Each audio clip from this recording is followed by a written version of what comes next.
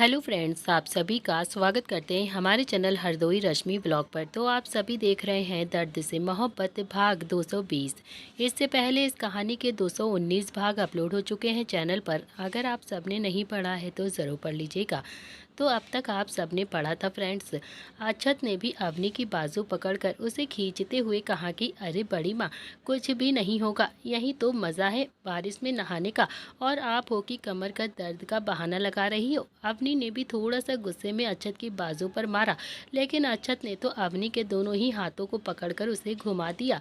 अवनी थोड़ा सा चिल्लाते हुए बोलती है कि नव्या, नव्या देख तेरा लाडला क्या कर रहा है, ये मेरे साथ बदमाशी कर रहा है। नव्या बाहर आ।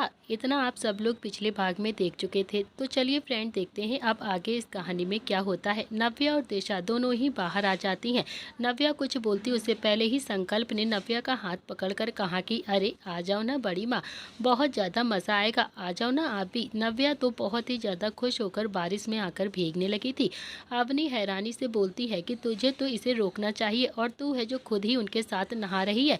नव्या ने कहा कि तो सही तो कह रहे हैं बच्चे दीदी, यही तो दिन है मौज मस्ती करने के। अवनी हैरानी से बोलती है कि तो फिर वो दोनों अंदर क्या कर रही हैं, उन्हें भी बाहर लेकर आओ ना। बस फिर क्या था, संकल्प ने भी एकदम से चिल्लाते हुए कहा कि मम्मी, किट्टू मम्मी, जल्दी से बाहर आ जाओ आप दोनों ही। तभी दोनों ही बाहर आती हैं तो दिशा ने संकल्प को देखकर घूरते हुए कहा कि अगर तुझे ठंड लग गई ना तो फिर 4 डंडे और मारूंगी तुझे। इतने में ही अक्षत ने भी दिशा की बाजू पकड़ ली और फिर खींचते हुए बोलता है कि 4 क्या चाचा, 8 मार लेना, लेकिन हाँ प्लीज़ अभी के लिए तो डांस कर लो ना साथ में। इतना कहकर उनके साथ दोनों ही डांस करने लगते हैं। और तभी अक्षत ने नकुल की तरफ देखकर कहा कि अभी खड़ा क्यों है यार, जा किट्टू मम्मी को भी लेकर आ जाना। नकुल की तो हिम्मत ही नहीं हो रही थी कि किट्टू के पास जाकर उसे अप्रोच करे कि वो बारिश में आकर भीग जाए। वो भी अपनी जगह पर खड़ा रहता है और इतने में ही संकल्प बोलता है कि अरे कुछ भी नहीं कहेगी मम्मी, जा लेकर आ मम्मी को। नकुल थोड़ा सा किट्टू के पास गया और फिर बहुत ही तमीज के साथ उन्हें बारिश में भीगने के लिए कहने लगा, इशारों से ही। किट्टू के चेहरे पर भी बड़ी सी मुस्कुराहट आ गई थी नकुल का ये बचपना देखकर। उसने भी नकुल के गाल पर प्यार से हाथ रखकर कहा कि तू सच में बहुत ही ज़्यादा सीधा है। नकुल के चेहरे पर बड़ी सी मुस्कुराहट आ गई थी और फिर उसने भी किट्टू का हाथ पकड़कर उसे बारिश में लेकर भीगने के लिए आ गया था और फिर सभी लोग मिलकर बारिश में ही डांस करने लगे थे। अब तो प्रज्ञा से भी रहा नहीं जा रहा था उन लोगों को इस तरह से देखकर, लेकिन उसे बारिश में भीगना बहुत ही ज़्यादा बुरा लगता था। और आखिरकार कुछ देर और एंजॉय करने के बाद अवनी ने भी सबको डांटते हुए कहा कि बस अब बहुत हो गया है सबका, चलो अब एक एक करके सब लोग अंदर चलो और नहा धो के अच्छे से कपड़े चेंज करो। सब एक एक करके अंदर आ गए थे और थोड़ी ही देर के बाद सब लोग नहाकर सिटिंग एरिया में बैठे हुए थे। किट्टू तो नकुल के बालों को टॉवल से अच्छे से साफ कर रही थी और तभी नकुल ने भी जोर से एक छींक मारी और ये देखकर तो सब लोग जोर से हंसने लगे थे। अवनी ने थोड़ा सा गुस्से में बोला, कहा था ना मैंने कि ठंड लग जाएगी तुम सबको, लग गई ना अब नकुल को ठंड, अब बैठो, मैं तो कुछ भी नहीं करने वाली। तभी अक्षत बोलता है कि आपको पता है बड़ी मम्मी, सबसे पहले नकुल ही नहाने के लिए वहाँ पर गया था। ये कहकर तो सब लोग और हंसने लगे थे और नकुल भी उनके साथ हंस रहा था और मुस्कुरा रहा था। उसे भी फैमिली में बहुत ही ज़्यादा अच्छा लग रहा था। किट्टू ने तो नकुल के गाल पर प्यार से हाथ लगाकर कहा कि तू यहाँ पर खुश तो है ना, तुझे अपने परिवार की याद तो नहीं आ रही है ना यहाँ पर। नकुल ने भी ना में अपनी गर्दन हिला दी और मुस्कुराने लगा। और इतने में ही दिशा भी नकुल के लिए चाय लेकर वहाँ पर आ जाती है। उसके हाथ में पकड़ाते हुए बोलती है कि ये लो, थोड़ी सी चाय पी लो तुम नकुल, शरीर में थोड़ी सी गर्माहट आ जाएगी और फिर शायद तुम्हारी सर्दी बाहर निकल आएगी। नकुल ने भी हाँ में अपनी गर्दन हिला दी और इतने में ही नव्या कुछ ड्राई फ्रूट्स भून कर लेकर आ जाती है और उसके सामने रखते हुए बोलती है कि और हाँ इन्हें भी खा लो, शरीर में गर्मी आएगी ना तो तुम्हारी ठंडी जल्दी सही हो जाएगी। नकुल ने हाँ में अपनी गर्दन हिला दी और फिर वो चाय के साथ ड्राई फ्रूट्स खाने लगा। ऐसे ही अवनी ने अक्षत और संकल्प को भी चाय दी और फिर वो सब भी चाय पीकर ड्राई फ्रूट्स खाकर एंजॉय करने लगे थे और सभी लोग आपस में हंसी मजाक करने लगे थे। नकुल को तो उस फैमिली को देखकर बहुत ही ज़्यादा अच्छा लग रहा था। उसे ऐसा लग रहा था कि जैसे वो फैमिली उसकी ही हो। तभी थोड़ी देर के बाद सब लोग अपने अपने काम में लग गए थे और नकुल भी उठकर सीधा अपने कमरे की ओर चला गया था। जब वो अपने कमरे में आया तो उसने सबसे पहले दरवाजे को अंदर से बंद किया और फिर खुद को मिरर में देखने लगा। कहीं ना कहीं वो अभी मिरर में खुद को देखकर कुछ सोच रहा था। उसने जो कपड़े पहने थे वो कपड़े भी उसके नहीं थे बल्कि संकल्प के थे, लेकिन नकुल को उन कपड़ों में बहुत ही ज़्यादा अच्छा लग रहा था और कंफर्टेबल भी फील हो रहा था। तभी मिरर से एक आवाज़ आती है, क्या कर रहा है तू नकुल? इन सब को तेरी सच्चाई के बारे में अगर पता चलेगा ना तो फिर क्या होगा? क्या सोचेंगे ये लोग तेरे बारे में? तुझे धक्का देकर इस घर से बाहर निकाल देंगे। तुझे नहीं लगता है कि तू इस फैमिली के शराफत का कुछ ज़्यादा ही फ़ायदा उठा रहा है? तुझे इनके साथ ऐसा नहीं करना चाहिए। वो सामने वाली लड़की, क्या नाम है उसका, प्रज्ञा। प्रज्ञा को तो तुम पर पहले से ही शक है। उसे लगता है कि तुम वही चोर हो। नकुल बस अभी मिरर में ही देख रहा था और कुछ देर तक वो ऐसे ही देखने के बाद बालकनी में आकर खड़ा हो गया था और उसने भी बालकनी से आकर देखा था तो सीनियर प्रताप ब्रदर्स की गाड़ी अभी अभी गार्डन में आकर रुकी थी और वो चारों ही भाई गाड़ी से नीचे उतर रहे थे। चारों ही भाई उतर कर सीधा अपना अपना लैपटॉप का बैग लेकर घर के अंदर आ गए थे। चारों ही साथ में जाते थे और चारों साथ में ही ऑफिस से घर आते थे। नकुल का दिल एकदम से जोरों से धड़कने लगा था। ना जाने क्यों उसे सच में उस परिवार की अब आदत सी लग गई थी। वो नहीं चाहता था कि उस परिवार से अब जरा सी भी दूरी चाहे। जब उस परिवार को नकुल की सच्चाई पता चलती तब पता नहीं क्या होने वाला है उसके साथ। तो वहीं दूसरी तरफ सूर्यांश ने भी अपनी गाड़ी आकृति के गार्डन में आकर रोकी। आकृति भी गार्डन में ही खड़ी होकर उसका इंतजार कर रही थी और आज वो बहुत ज्यादा खुश लग रही थी। आकृति का मन भी अब सूर्यांश के बिना बिल्कुल भी नहीं लगता था, लेकिन वो थोड़े से नखरे जरूर करती थी सूर्यांश के सामने और वैसे भी आकृति का हक था सूर्यांश को नखरे दिखाने का। सूर्यांश भी अब गाड़ी से नीचे उतरा और सीधा जाकर आकृति के गले लग गया और उसे गोल गोल घुमाने लगा। फिर उसने आकृति को थोड़ा सा ऊपर उठाया और फिर से गोल गोल घुमा दिया। आकृति ने सूर्यांश के कंधे पर हल्के से हाथ मारते हुए कहा कि ये क्या बदतमीजी है तुम्हारी, नीचे उतारो मुझे। सूर्यांश बोलता है कि अगर ये बदतमीजी है तो फिर इस बदतमीजी की आदत डाल लो तुम, क्योंकि जब भी मैं ऑफिस से आता हूँ ना तो तुम्हें ऐसे ही गले लगाता हूँ तो यकीन मानो ना सारे दिन की थकावट एक ही मिनट में एकदम से ख़त्म हो जाती है। पता ही नहीं चलता है कि मैं थका हुआ हूँ। शादी हो जाएगी ना तो तुम्हें ऐसे ही मेरे गार्डन में इंतज़ार करना पड़ेगा और मैं ऐसे ही सीधा आकर तुम्हें गले लगा लूँगा। ये कहकर तो सूर्यांश ने आकृति को जमीन पर धीरे से उतारा और फिर उसके माथे को चूमकर प्यार से बोलता है कि अभी भी नाराज़ हो। आकृति ने हाँ में अपनी गर्दन हिला दी और बोली कि हाँ और क्या, मैं तो बहुत ज़्यादा नाराज़ हूँ तुमसे। फिलहाल के लिए चलो, मैंने तुम्हारे लिए खाना बनाया है। सूर्यांश के चेहरे पर तो बहुत बड़ी सी मुस्कुराहट आ गई थी। वो मुस्कुराते हुए बोला कि इस दिन का तो मुझे कब से इंतज़ार था कि आकृति मेरे लिए कब खाना बनाएगी, और देखो ना आज मेरी आकृति ने मेरे लिए खाना बनाया है। चलो जल्दी चलते हैं ना। इतना कहकर आकृति और सूर्यांश दोनों ही घर के अंदर आ गए थे। दोनों ही अभी साथ में डिनर कर रहे थे और सूर्यांश ने भी आकृति की तरफ देखकर कहा कि तुम तो बहुत ही अच्छा खाना बनाती हो, तो फिर तुमने मुझे सेफ क्यों रखा था अपने घर पे? आकृति बोलती है कि दो रीज़न थे। एक तो तुम्हारे पास जॉब नहीं थी, मतलब तुमने मुझसे इतना बड़ा झूठ बोला था कि तुम्हें कहीं काम नहीं मिल रहा है, और दूसरा मुझे खाना बनाने में बहुत ज़्यादा आलस्य आता है। पर तुम टेंशन मत लो, मैं शादी के बाद बिल्कुल भी आलस्य नहीं करूंगी। सूर्यांश ने भी आकृति के गाल पर बहुत ही प्यार से हाथ लगाकर कहा कि तुम्हें मेरे घर में कोई भी ऐसा काम करने की ज़रूरत नहीं है जो तुम नहीं करना चाहती हो। खुद से सबके लिए खाना बनाओगी तो बहुत अच्छी बात है, नहीं तो कोई बात नहीं, कोई तुमसे कोई ज़बरदस्ती नहीं करेगा। आकृति मुस्कुराकर बोलती है कि तुम्हारी तो फैमिली बहुत ज़्यादा लंबी चौड़ी है ना, सुबह 6 बजे खाना बनाने लगूंगी ना तो फिर जाकर 10 बजे तक खाना बना पाऊंगी मैं वहाँ पर। यह सुनकर तो अब सूर्यांश ने भी हंसते हुए कहा कि अरे नहीं नहीं, सारा काम तुम अकेले थोड़ी ना करोगी।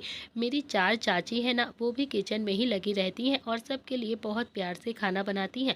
और तो और मेरी दादी, वो भी किचन में ही कुछ ना कुछ बनाती रहती हैं। थोड़ी देर के बाद सूर्यांश और आकृति दोनों ही अब सोफे पर आकर आराम से बैठे हुए थे। सूर्यांश ने भी आकृति को अपनी बाहों में जकड़ कर रखा था और प्यार से उसके बालों को सहला रहा था। सूर्यांश बोलता है कि तुम्हारी फैमिली में और कौन कौन है? आकृति बोलती है कि बस एक भाई है हमारे। सूर्यांश बोलता है कि शहर से बाहर रहता है क्या? आकृति बोलती है कि नहीं, यहीं पर रहता है। सूर्यांश ने हैरानी से आकृति की तरफ देखा और बोला कि मैंने तो कभी भी नहीं देखा है तुम्हारे इस भाई को। आकृति बोलती है कि वो ज़्यादातर सुबह जल्दी चले जाते हैं और फिर रात को थोड़ा सा लेट ही आते हैं, कभी कभी तो आते ही नहीं है। और तुमने मेरे घर में काम ही कितना किया है अभी, करीब 15 दिन, और इतने दिन में तुम कैसे मेरे भाई को देख लेते। वैसे भी 15 दिन में तो भाई बस 2-3 बार ही घर पर आए हैं, अभी तक तो वो आए भी नहीं। बस वो सब कुछ छोड़ो, मैंने भाई से बात की थी, भाई चाहते हैं कि तुम अपनी फैमिली को लेकर यहाँ पर आ जाओ उनसे बात करने के लिए। सूर्यांश बोलता है कि तुम अपने भाई को लेकर हमारे घर पर नहीं आओगी क्या। आकृति यहाँ से उठकर एकदम से बैठ गई और फिर सूर्यांश को गुस्से में घूरकर देखने लगी। सूर्यांश ने भी आकृति के चेहरे को पकड़कर हिलाते हुए बहुत ही प्यार से और खुश होकर कहा कि अरे मजाक कर रहा हूँ, तो मुझे मेरी फैमिली को लेकर इस घर में तो क्या कब्रिस्तान में भी बुलाओगी ना, तो भी मैं अपनी फैमिली को लेकर कब्रिस्तान में पहुंच जाऊंगा। और तुमने मेरी फैमिली को तो पहले से ही देख लिया है ना, वो मेरे कहने पर कुछ भी कर देंगे, कुछ भी। आकृति के चेहरे पर बड़ी सी मुस्कुराहट आ गई और उसने भी फिर से सूर्यांश के सीने पर सर रख लिया और बोली कि बस अब और ज़्यादा इंतज़ार नहीं होता है मुझसे, तुम अपनी फैमिली को लेकर यहाँ पर आ जाओ ना, फिर हम शादी कर लेते हैं। सूर्यांश ने भी आकृति के चेहरे को ऊपर उठाया और बोला कि अब तो बड़ी ही जल्दी लग रही है तुम्हें, मुझे तो लगा था कि तुम मानने में 3-4 महीने तो निकाल ही जाओगी। आकृति ने मुंह बनाकर सूर्यांश की तरफ देखा तो सूर्यांश ने भी आकृति के होठों पर अपने होठ रख दिए और फिर आकृति के हाथ सूर्यांश की कमीज पर एकदम से कस गए थे और दोनों ही एक दूसरे को किस करने लगे। अगली सुबह सूर्यांश अपने कमरे में तैयार हो रहा था और तभी उसके कमरे में नकुल आ गया। सूर्यांश ने नकुल की तरफ देखा और कहा कि तुम तैयार नहीं हुए। नकुल ने अपने हाथ में पकड़ी हुई घड़ी सूर्यांश की ओर बढ़ा दी तो सूर्यांश ने भी उस घड़ी को देखा और वो घड़ी अभी बंद नहीं हो रही थी। सूर्यांश ने नकुल का हाथ पकड़कर आगे किया और फिर उसके हाथ पर घड़ी बांधते हुए बोला कि ये लो, हो गई फिक्स, अब जाओ जल्दी से तैयार हो जाओ, तुम्हें तुम्हारी भाभी से मिलवा कर लाता हूँ मैं, और प्लीज जाते जाते देख लेना सब लोग तैयार हो गए हैं या फिर नहीं। नकुल ने भी हाँ में अपनी गर्दन हिला दी और फिर वहां से बाहर की तरफ चला गया। तो वहीं सूर्यांश मिरर में खुद को देख रहा था और फिर उसने अपनी जेब में रखा हुआ मंगलसूत्र देखा और बोला कि अब बहुत ही जल्दी ये मंगलसूत्र मेरी जेब से निकलकर आकृति के गले में जाने वाला है, मेरी आकृति मेरी हो जाएगी। सूर्यांश भी तैयार होकर नीचे हॉल में आ गया तो वहां पर कोई भी नहीं था। सूर्यांश ने चिल्लाते हुए कहा कि कहाँ गए सबके सब। जैसे ही सूर्यांश ने ये कहा वैसे ही उसके सारे ही भाई वहां पर प्रकट हो गए। सूर्यांश बोला कि घर के बड़े कहाँ पर हैं। इतना कहकर सूर्यांश ने फिर से चिल्लाते हुए कहा कि अब घर के बड़े कहाँ पर चले गए हैं सब लोग। सूर्यांश ने इतना ही कहा था कि तभी घर के सारे ही बड़े लोग वहां पर प्रकट हो गए थे। सूर्यांश ने सबको देखा और बोला कि दादा दादी कहाँ पर हैं, और तभी दरवाजे से आवाज आती है कि यहाँ पर हैं दादा दादी। सूर्यांश ने पलट कर देखा तो संजय और संध्या भी वहाँ पर खड़े हुए थे। सूर्यांश बोलता है कि तो फिर चले आकृति के भाई से मिलने। सबने हाँ में अपनी गर्दन हिला दी और नील बोला कि चलो फाइनली तुम शादी कर रहे हो, वरना मुझे तो लगा था कि तुम्हें लड़कियों में बहुत ज़्यादा इंटरेस्ट है ही नहीं। ये कहकर नील हंसते हुए आगे चला गया और सूर्यांश भी अपने पापा को आंखें दिखाकर देखता रह गया। इतने में ही रुद्र ने भी सूर्यांश के गाल पर हाथ लगाकर कहा कि उसकी गलती नहीं है, मुझे भी कभी कभी ऐसा ही लगता था, क्योंकि तुम तो अपने आसपास किसी भी लड़की को भटकने ही नहीं देते थे बेटा। और ये सुनते ही सूर्यांश ने अपने सारे ही भाइयों को घूरकर देखा और कहा कि भटकने तो ये लोग भी नहीं देते हैं, इसका मतलब इन्हें भी लड़कों में ही इंटरेस्ट है क्या।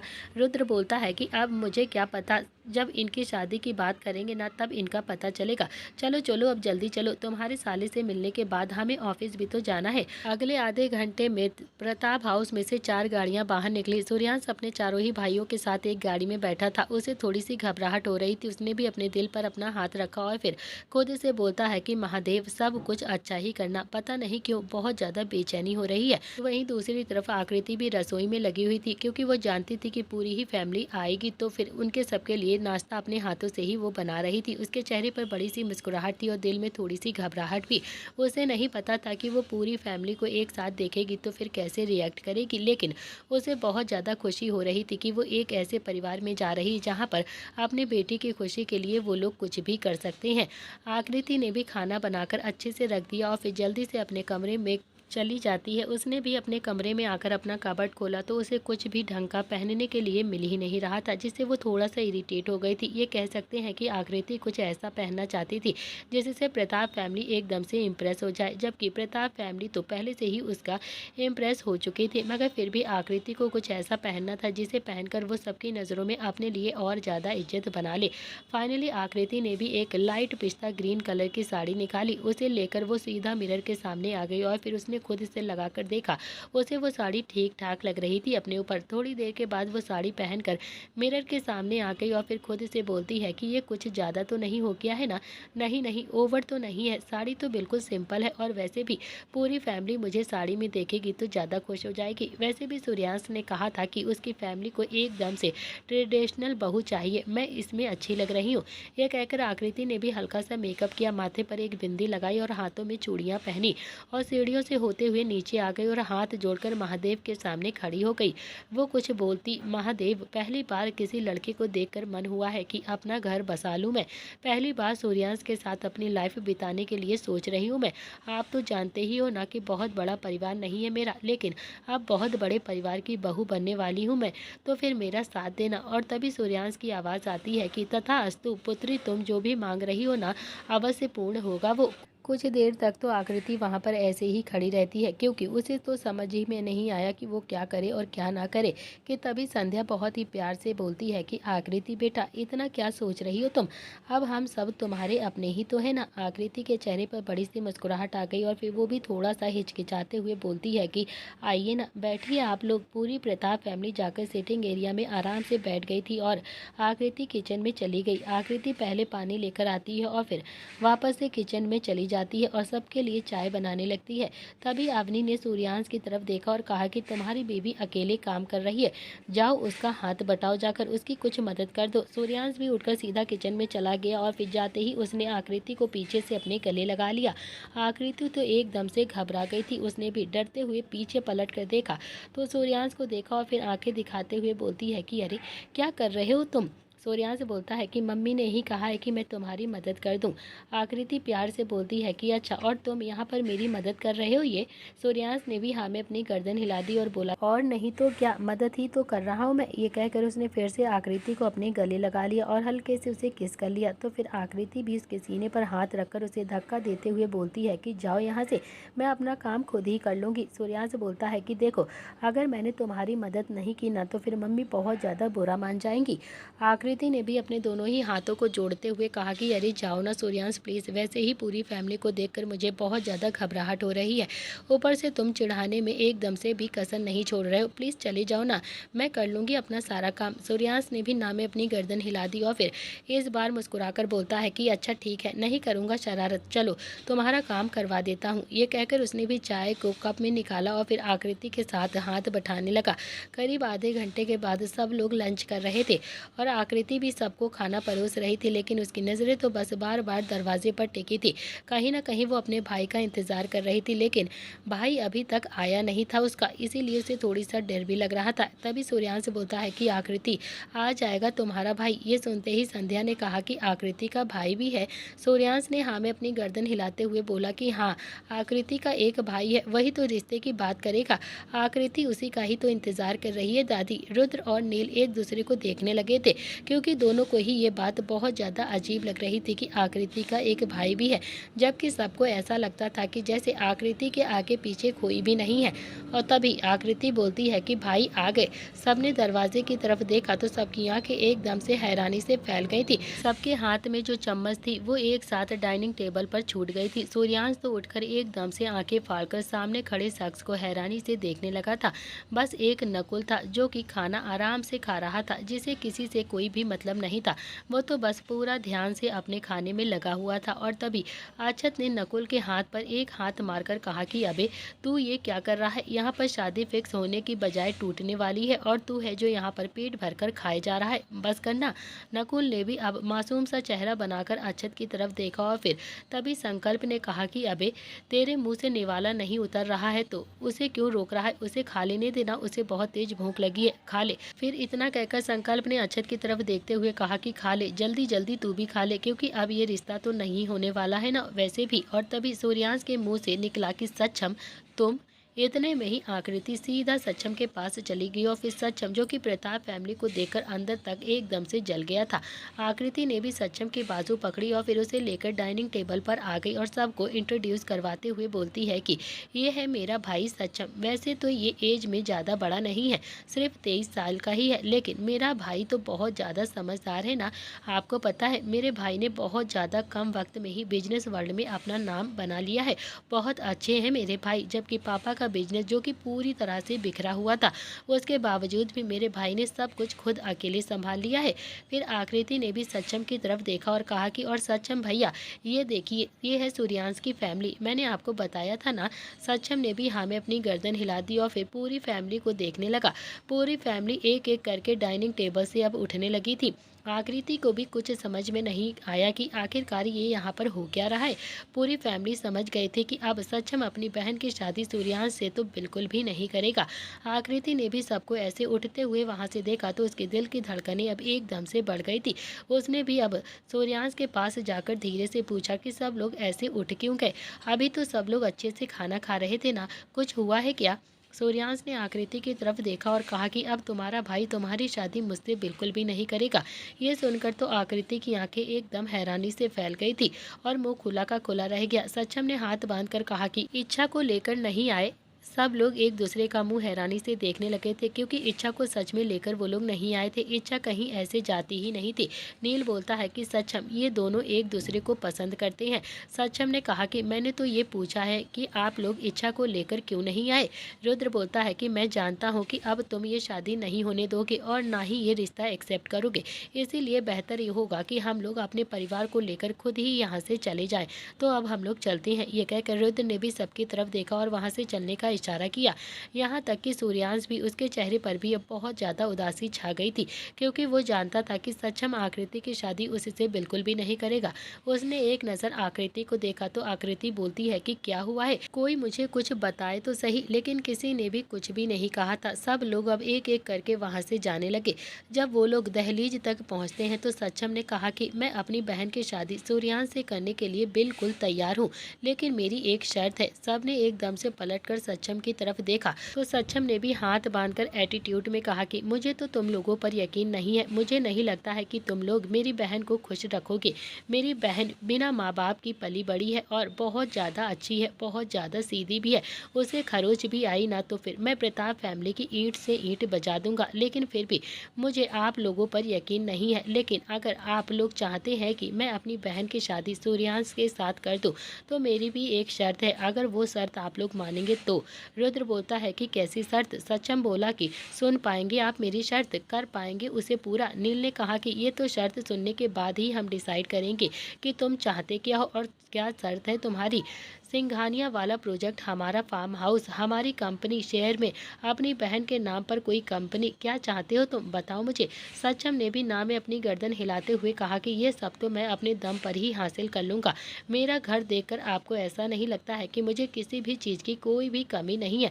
पर हाँ, आप लोगों को तो आदत हो गई है ना हर किसी को पैसों में तोलने की, और फिर आपको ये भी लगता है कि सक्षम पैसों से तुल जाएगा। तो ऐसा बिल्कुल भी नहीं है। पैसा नहीं चाहिए मुझे। कहो तो मैं सिंघानिया वाला प्रोजेक्ट भी आप लोगों के लिए छोड़ दी। कहो तो मैं अपना फार्म हाउस भी आपके नाम पर ही कर दूं। अगर सूर्यांश और आकृति की शादी हुई तो आप सोच भी नहीं सकते हो मैं कितना दहेज दूंगा अपनी बहन को। आपकी सोच से भी कहीं ज़्यादा दहेज मैं अपनी बहन को दे दूंगा। रुद्र ने भी एकदम हल्के से गुस्से में कहा कि पहलियां मत बुझाओ, तुम ये बताओ कि तुम चाहते क्या हो और क्या शर्त है तुम्हारी। सक्षम ने भी थोड़ा सा एटीट्यूड में कहा कि मेरी शादी इच्छा से कर दीजिए आप। ये सुनकर तो पूरी फैमिली एकदम हैरान हो गई थी और हैरानी से उसे देखने लगी थी। सब एक दूसरे का मुंह देखने लगे। कोई कुछ बोलता उससे पहले ही किट्टू जाकर सक्षम के सामने रुकती है और फिर एकदम से बोलती है कि पागल हो गए हो क्या तुम जानते भी हो मेरी बेटी को क्या हुआ है, कितनी बीमार है वो। मैं अपनी बेटी की शादी नहीं कर सकती हूँ तुमसे। उसकी शादी की तो अभी उम्र भी नहीं है, और वैसे भी जब तक मेरी बेटी पूरी तरीके से ठीक नहीं हो जाती है ना, मैं उसकी शादी किसी से भी नहीं करूँगी, किसी से भी नहीं। तुम्हारी बहन की शादी अगर सूर्यांश से हुई तो वैसे भी वो खुश रहेगी, लेकिन अगर मेरी बेटी की शादी तुमसे हो गई ना तो फिर मेरी बेटी तो जीते जी ही मर जाएगी। वो तो अपने दिल की बात मुझे बताने से भी इतना ज़्यादा हिचकिचाती है, और तुम चाहते हो कि मैं अपनी बेटी की शादी तुमसे कर दूं? कभी नहीं। मैं अपनी इच्छा की शादी तुमसे कभी भी नहीं करूंगी, समझे तुम।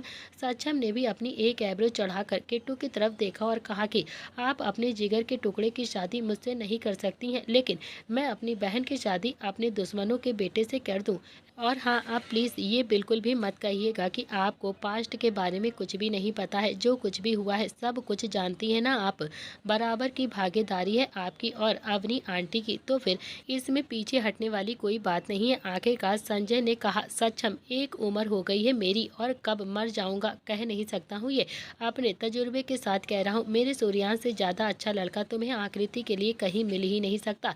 बिल्कुल नहीं मिलेगा तुम्हें अपनी बहन के लिए ऐसा लड़का, ढूंढोगे तो भी नहीं। सक्षम ने भी संजय को जवाब देते हुए कहा कि दादाजी, मुझे सूर्यांश जितना अच्छा लड़का चाहिए भी नहीं। आकृति के तो बस आंसू एकदम से थम ही नहीं रहे थे। उसे तो पता ही नहीं था कि यहाँ पर हो क्या रहा है। क्या सक्षम पहले से ही प्रताप फैमिली को जानता है?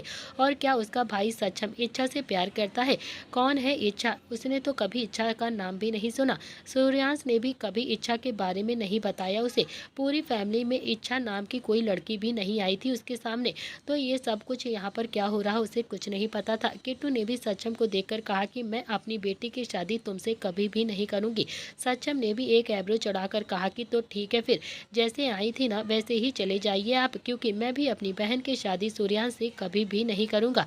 किट्टू ने भी अपने आंसुओं को पोंछा और फिर पलट कर बोली कि चलिए यहाँ से। पूरी फैमिली वहाँ से चली गई थी और फिर सूर्यांश ने भी जाते जाते एक बार आकृति की तरफ देखा और आकृति तो बस आंखों में आंसू लिए बस सूर्यांश को जाता हुआ देख रही थी। क्या कर सकता था बेचारा सूर्यांश? अपने प्यार के लिए अपने परिवार से तो लड़ सकता था वो बेचारा, लेकिन आकृति के भाई से कैसे लड़ता? अब तो वो पूरी तरह से फंस चुका था। आकृति के भाई को तो आकृति ही समझा सकती थी। सिर्फ उन सब के जाने के बाद आकृति बहुत ही प्यार से बोलती है कि सक्षम भैया, क्या है ये सब कुछ? कौन सी दुश्मनी, कौन इच्छा? आपने मुझे कभी कुछ बताया क्यों नहीं? बताइए मुझे, बताइए ना मुझे कि हो क्या रहा है यहाँ पर, ये सब कुछ क्या है? ये कहते हुए आकृति बस रोए जा रही थी। सक्षम ने भी आकृति की बाजू पकड़कर उसे अपनी तरफ खींचा और फिर अपने गले लगाकर उसके बालों को सहलाते हुए बहुत ही प्यार से बोलता है कि चुप हो जाओ, एकदम चुप, शांत हो जाओ। तो मैं तुम्हें सब कुछ सच सच बताऊंगा तो तुम खुद ही सूर्यांश से दूरी बना लोगी। आकृति ने भी सिसकते हुए कहा कि तो फिर बताइए ना मुझे, सच बताइए कि क्या सच है? तुम जानती हो हम अनाथ क्यों हैं? सिर्फ प्रताप फैमिली की वजह से। सक्षम ने भी जवाब दिया और ये सुनकर तो आकृति एकदम हैरानी से सक्षम को देखने लगी थी। सक्षम ने हाँ में अपनी गर्दन हिलाई और बोला कि चलो बैठो, मैं बताता हूँ तुम्हें सारी बातें। मैंने तुम्हारी शादी इस परिवार में क्यों नहीं की। दूसरी तरफ सूर्यांश भी चुपचाप से सोफे पर बैठा हुआ था और पूरी फैमिली सिर पर हाथ रखकर चुपचाप से बैठी थी। किट्टू की तो आंखें सूख ही नहीं रही थी, वो तो बस रोए जा रही थी। रुद्र बोलता है कि किट्टू अब तो रिश्ता टूट गया है ना, तो फिर आप क्यों रो रही हो? तो किट्टू ने सुबकते हुए कहा कि वो मेरी बच्ची को टारगेट कर रहा है, बस आपकी वजह से, समझे आप। धीरे धीरे रात का वक्त हो चला था। रुद्र छत पर इधर उधर चक्कर लगा रहा था। इस वक्त रुद्र अकेला ही था। रात के करीब 1:30 बजे थे। बड़ी मुश्किल से उसने किट्टू को समझा बुझाकर सोने के लिए भेजा था, वरना किट्टू ने तो रुद्र को ताने मार मार कर उसकी ऐसी की तैसी कर दी थी। तभी रुद्र के कानों में नील की आवाज आती है, सोया नहीं अभी तक तू? रुद्र ने भी पलट कर देखा तो नील अभी छत पर ही आया था। रुद्र बोलता है कि सोया तो तू भी नहीं है अभी तक। नील ने भी अपनी हथेली पकड़ी और फिर एकदम से पानी की बोतल लेते हुए रुद्र की तरफ बढ़ गया और फिर जेब में से एक टेबलेट निकालकर उसे देता हुआ बोलता है कि ये ले, मैंने भी खाई है, तू भी खा ले इसे। रुद्र ने देखा तो वो बीपी की टैबलेट थी। रुद्र ने भी टैबलेट को खा लिया और फिर पानी पीकर बोतल को वहीं टेबल पर ही रख दिया और फिर से कुछ सोचने लगता है। तभी नील भी रुद्र की तरफ देखकर बोलता है कि क्या हो गया है तुझे? जो कुछ भी हुआ है वो हमारी वजह से नहीं हुआ है। रुद्र बोलता है कि यार तुझे याद है ना, एक बार मैं और तू ऑफिस से घर आ रहे थे और सारे ही बच्चे प्रताप हाउस में मौजूद थे। तो चलिए फ्रेंड देखते हैं फ्लैशबैक, क्या दुश्मनी है आखिर सक्षम और रुद्र की। रुद्र, नील, शुभ और निहाल चारों ही गाड़ी में मौजूद थे। नील ने भी गाड़ी का गियर चेंज करते हुए कहा कि अवनी बता रही थी कि आज सक्षम आएगा। रुद्र के चेहरे पर तो बड़ी सी मुस्कुराहट आ गई थी। उसने पूछा, अच्छा और सक्षम की बहन? नील ने भी मुस्कुराते हुए कहा कि हाँ, सक्षम की बहन भी आएगी। अवनी ने सबको आज डिनर पर इन्वाइट किया है। आखिरकार नील ने भी गाड़ी प्रताप हाउस के बाहर आकर रोकी। चारों ही भाई गाड़ी से नीचे उतरकर सीधा घर के अंदर आ गए थे। अंदर का नज़ारा एकदम एकदम से शांत था, जैसे घर में कोई हो ही ना। एकदम से शांति पसरी हुई थी। रुद्र ने एक कदम आगे बढ़ाया, लेकिन अगले ही पल अपने तीनों ही भाइयों को चुप रहने का इशारा किया। उसने भी सोफे पर रखी हुई एक टॉय गन उठाई और फिर धीरे धीरे सोफे के पीछे जाकर बोलता है कि हैंड्स अप, आप ना पकड़े गए हो। सक्षम अगले ही पल एकदम से अपनी जगह से खड़ा हो गया था और फिर रुद्र पर नकली गोलियां चलाते हुए बोलता है कि नहीं अंकल, मैं कभी भी नहीं पकड़ा जाऊंगा। मैं तो बहुत अच्छे से छुपा हुआ हूं ना, आप मुझे नहीं पकड़ पाओगे। सक्षम उस वक्त 6 साल का था। उसने उस वक्त बैटमैन की ड्रेस पहनी हुई थी और वो लगातार रुद्र पर गोलियां बरसा रहा था।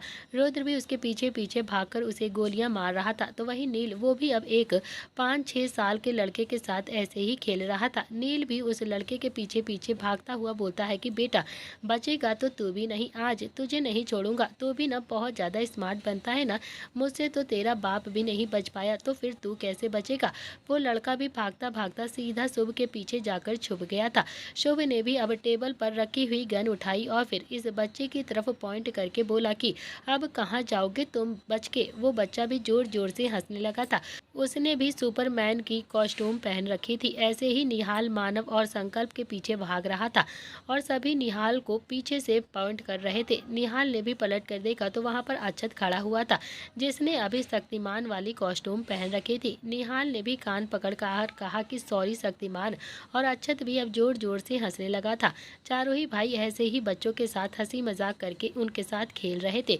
सूर्यांश भी शुभ के पीछे बंदूक लेकर भाग रहा था। वहीं रुद्र ने भी अब अपने माथे पर एक ब्लैक कलर की पट्टी बांधी हुई थी और बंदूक लेकर सक्षम को ढूंढने लगा था। वो सक्षम को ढूंढ ही रहा था, लेकिन उसे सक्षम मिल नहीं रहा था। रुद्र सक्षम को ढूंढता हुआ डाइनिंग टेबल के पास आ गया तो सक्षम अभी 2 साल की इच्छा के साथ वहीं पर बैठा हुआ था। सक्षम ने भी अपनी जेब में से टॉफी निकाली और फिर इच्छा को देते हुए कहा कि इच्छा, पापा को मत बताना कि मैं तुम्हारे साथ छुपा हुआ हूँ यहाँ पर, वरना वो मुझे गोली मार देंगे। ओके। इच्छा ने भी अपने छोटे छोटे 2 दांत सक्षम को दिखा दिए थे और फिर सक्षम के चेहरे को पकड़कर उसके गाल पर बहुत ही प्यार से किस कर लिया था।